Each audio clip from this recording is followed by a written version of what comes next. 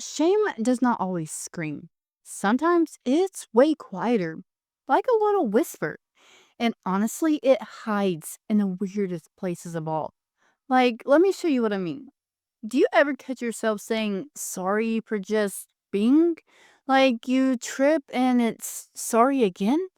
Or apologizing for stuff that you couldn't even control and feeling like you are always some kind of burden.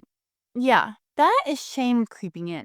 What about when someone gives you a compliment and you just laugh it off or change the subject? Like, nah, I didn't really do that. Because part of you doesn't feel like you deserve it. That is shame whispering that you are not enough. Or how about saying yes when you really want to say no? Bending over backwards just to keep the peace to be liked. Losing your own space and boundaries just to feel safe. That is shame telling you you have to be what they want. And then there's that little voice inside that says things like, "You're so stupid. Why can't you get this right?" Beating yourself up over tiny mistakes. Like nothing you do is ever quite good enough. That is shame having way too much power.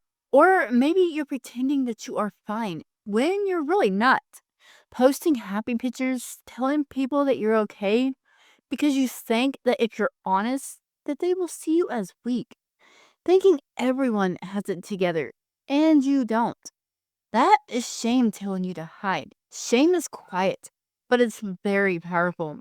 The good news, just noticing that it's a big deal. It is the first step to letting it go. So, which one of these hit home for you? Drop a comment and let us know. And don't forget to like and subscribe for more real talks like this.